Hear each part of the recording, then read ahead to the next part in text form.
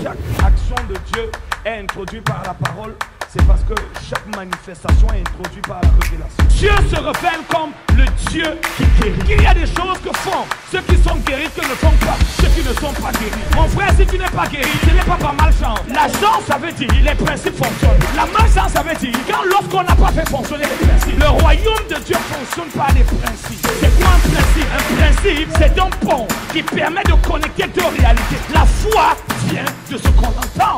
La foi ne vient pas de ce que vous avez entendu. La foi vient de ce que tu as, toi seul, toi-même entendu et décidé d'entendre.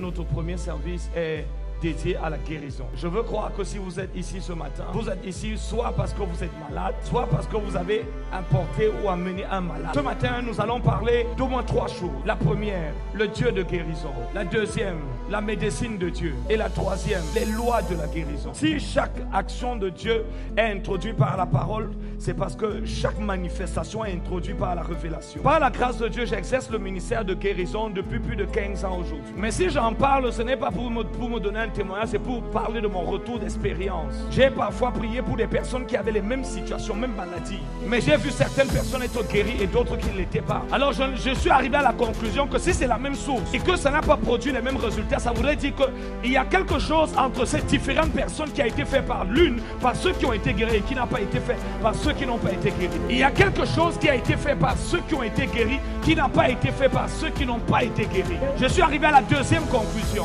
La guérison ne trie pas les personnes. La présence de Dieu ne trie pas les personnes. Et l'histoire que nous avons lue en introduction de ce message, on est la preuve, le même Jésus. Mais il y a 2 catégories de personnes. La Bible dit, il y avait ceux qui le pressaient et il y a eu cette femme qui a touché le Seigneur. Et la Bible dit, lorsque Jésus se retourne, il dit, qui m'a touché? Jésus réalise qu'une force est sortie de lui. Et la raison pour laquelle je dis, la guérison ne trie pas les personnes, c'est parce que même Jésus ne savait pas qui avait été guéri. Ça veut dire que Jésus n'a pas choisi intentionnellement de guérir cette personne en particulier. Ça veut dire que la même puissance de guérison était disponible pour tous ceux qui étaient en train de presser Jésus. Mais cependant, c'est seulement cette femme qui a été guérie. Alors on peut avoir une ligne de prière. On prie pour tous les malades, mais tous les malades ne sont pas guéris. Pas parce que la présence de Dieu fait le tri, mais c'est parce que cette femme avait un positionnement vis-à-vis de Dieu qui lui permettait de mieux recevoir. Il y a des choses que font ceux qui sont guéris que ne font pas ceux qui ne sont pas guéris.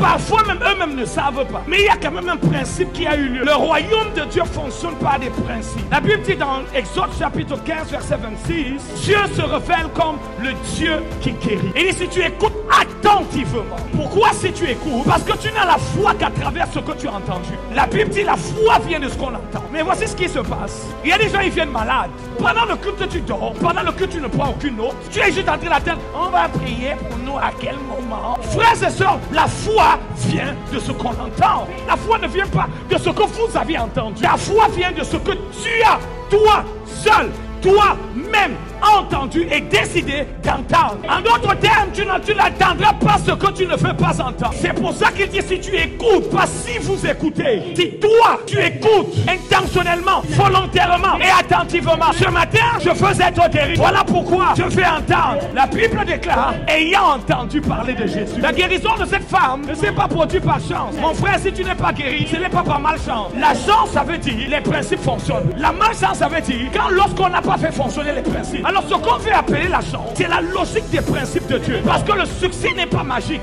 Le succès est logique. Ça veut dire c'est rationnel. Il y a une science derrière. Lorsqu'on dit qu'une chose est logique, ça veut dire qu'on peut déceler des principes qui permettent d'aboutir à une conclusion. La chose est logique parce qu'il y a des lois qui reculent. C'est pour ça qu'on parle de logique. Il y a des lois dont le raisonnement permet de comprendre le fonctionnement. Les lois sont des principes. C'est quoi un principe? Un principe, c'est un pont qui permet de connecter deux réalités. Alors les principes de Dieu permettent de connecter le surnaturel au naturel et le naturel vers le surnaturel. C'est pour ça que, frères et sœurs, lorsque ces personnes sont en train de presser Jésus, il n'y a aucun principe. C'est ça le problème avec la religion. La religion, c'est l'apparence mais sans la profondeur. Tu peux être en train de chanter mais sans appliquer le principe de l'adoration. Tu peux être en train de chanter mais c'est le principe de l'adoration et non le chant d'adoration qui produit l'expérience de l'adoration. Pendant la même session d'adoration, il y a des personnes qui ont une expérience forte de la présence de Dieu et d'autres ne ressentent rien. derrière. Pourquoi? Parce qu'il n'arrivait pas à capter la profondeur, la substance, la réalité spirituelle derrière. Les lois sont là pour nous permettre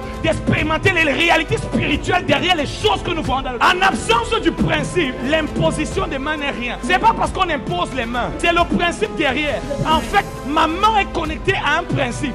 Ce principe est le pont qui connecte ma main à la main de Jésus. C'est pour ça que quand je pose la main sur quelqu'un, il y a quelque chose qui est transféré depuis mes mains. Pas parce que j'ai des mains magiques, mais c'est parce qu'il y a un pont, il y a un principe. Les lois sont des ponts, ce sont des déclencheurs, des interrupteurs de l'action de Dieu.